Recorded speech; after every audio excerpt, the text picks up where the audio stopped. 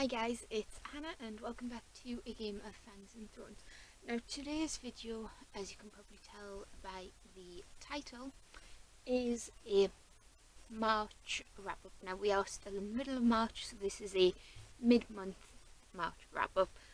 Only because I have read 6 books already, given them a star rating of between 4 and 3. And if I leave it until the end of the month to talk about these, I will forget, and it won't be a very good review. So let's get started. So the first book I read in March was The Lord of the Rings, The Fellowship of the Ring. I rated this 4 stars. Now with this one, it is obviously the quintessential tale of adventure. We follow Frodo, who is swept up on this amazing journey to return and destroy the Ring of Power to Mordor. One does not simply walk into Mordor, as Frodo and the rest of the Fellowship are finding out. So this is the setup book. It's the first of the trilogy, and this edition has like 6 different books. There's a couple of different books within each volume, but yeah. And I know I said in my TBR that I always get to a point and give up. Well, I got past that point, but with this one there is so much more to it than the movie, and I apologise if you can hear the hoover. My mother is hoovering today, so we'll just have to bear with it. But yep, this follows the story of Frodo and Sam and Pippin and there's always one of it, Merry, who are entrusted with a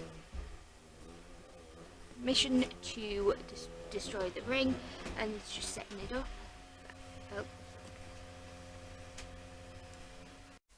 Okay, so we follow Sam, who I absolutely adore. He's just so lovely, lovely. I love Sam. Then we meet Aragorn or Strider, and then Boromir, Legolas, Gimli, and the banter between Legolas and Gimli is still there because obviously the dwarves and the elves mistrust each other.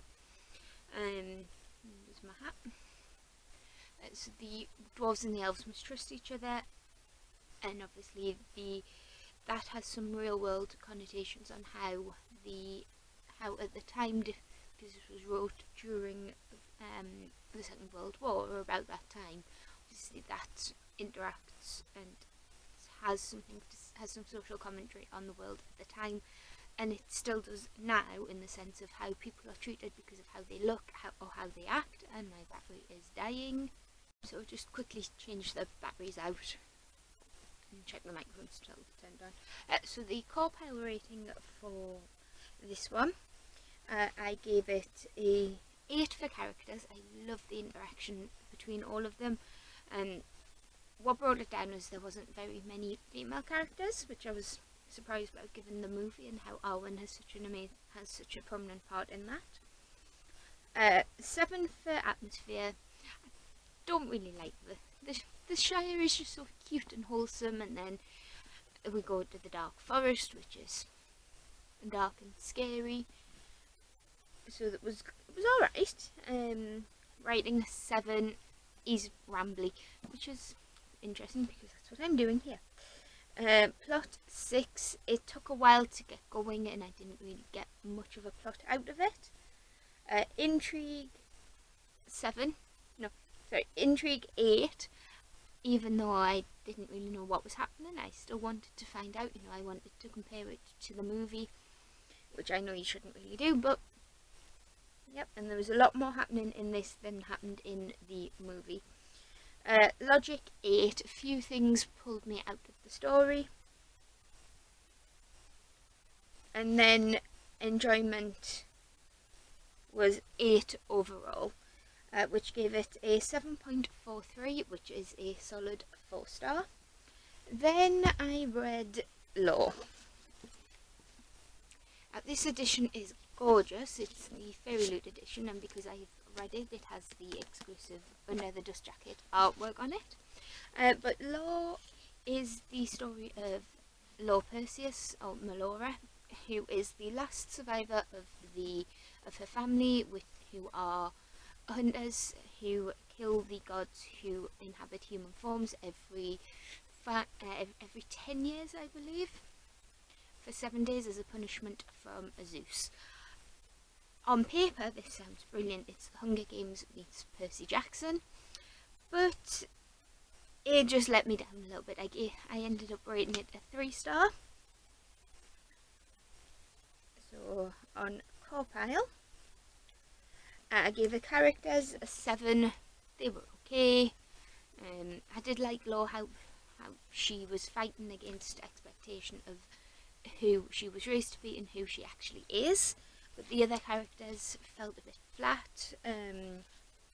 Atmosphere 7, it's set in modern day New York. I've never been to New York, so I can't comment on that, but I did like that aspect of it. Writing got a 7. I think this pretty much got 7s across. No. The writing got a 7. It's okay. It was easy enough to read. I did enjoy reading it. The writing style. The plot got a 5. It was okay. Nothing really new or exciting about it. Intrigue 6. I could kind of see where it was going, but it was interesting how we got there. Logic 6. There was a lot of things that pulled me out of the story in terms of the logic and how things were explained. I don't really get how the humans become immortal. I don't think that was explained very well for me. And enjoyment, a 7. It was okay. Not a new favourite. I'll probably read it again eventually. Maybe not. So that came out at a 6.43, which is a 3-star. Then we have my favourite book of the month, which is basically a teeny tiny little thing.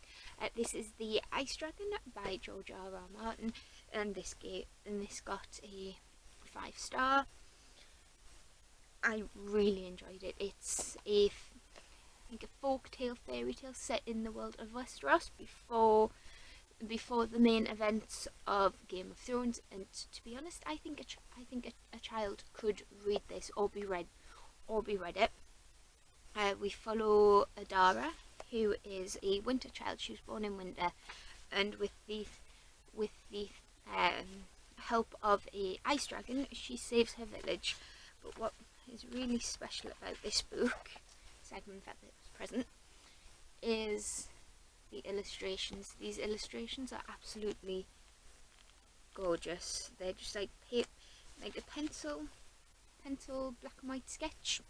But yep, this got a 5-star, and if anybody's interested, the Corpile rating was characters 9. We do only follow the perspective really of Adara, and we see her grow up through certain. We see her at 3 points in her life, or when she's really young. Atmosphere 10. I love this world. I wouldn't want to live in it, but I love the world of Westeros. Writing 9. There was something different about the style in this one to the Game of Thrones books, which I did enjoy. But it was just missing something. Maybe it's because I was reading adult. I've read the adult series, and this is I'd class this as middle grade. Plot 8. Simple, but in the best way, because this reads like a fairy tale. Intrigue 9. It's a fairy tale where you want to know what happens. Logic 8. Few things pulled me out of the story, but not enough that it was too bad. And then enjoyment 10. I think I read this in like an hour. And it is only short, but still. Read it. Then we have Paper Towns by John Green. This follows the story of Q as he tries to find his neighbour Margot after she enlists him to cause chaos in this, get revenge and cause a little bit of chaos on people that she thinks has wronged her. I gave this one a 4 stars.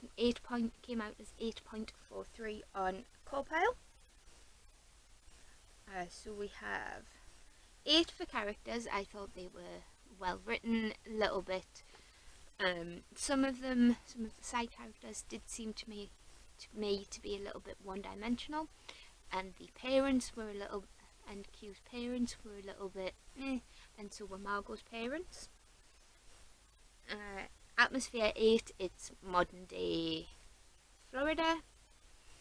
I like my modern day stuff, but the atmosphere isn't the same for me. Writing 8, I do enjoy John Green's style. He's very direct. He wrote these teenage boys very well, but it's just not a 10-star. He's not a favourite. Plot 8, it did twist and turn. Intrigue 9, I did want to find out what was going to happen. What were they going to find her? What happens? 8 for logic. There were a few things that just pulled me out of the story. Maybe it's the geography of everything, but I just don't get how you can get an 18-year-old on a road trip without the parents finding out or even being bothered. But it did get a 10 out of 10 for enjoyment. I would recommend this because it does deal with some... I think with Margot, she is dealing with imposter syndrome. It's never explicitly said, but I do think she deals with imposter syndrome and maybe a bit of depression. So that is, I can't say for definite, and my battery's died. Two more books to review, and hopefully the batteries last that long. So I read The Castle of Tangled Magic by Sophie Anderson. This is a middle grade that follows Olia, who lives in Castle Nina, which has a curse upon it. There's this storm that I'm trying to be vague because I liked going into this one not knowing much. But there is a storm that happens. It only affects the castle, and Olia, through events, ends up going to the world of forbidden magic, and she discovers that the things aren't necessarily what they appear. And this is a story. This does touch on themes of forgiveness, and there is a really cute little fox character. But the Copile ratings for this one, characters 8. I loved the aspects of Olia's character. I loved everything about them, but they were, and maybe I'm just being a bit harsh because I don't normally read middle grade, but there was something lacking in the parents. Again, and I know why parents are absent for a lot of these stories, but it annoys me. Atmosphere 9, I loved the world of forbidden magic. It's just it was Narnia and everything. Writing 9, Sophie Anderson's writing is so easy to read.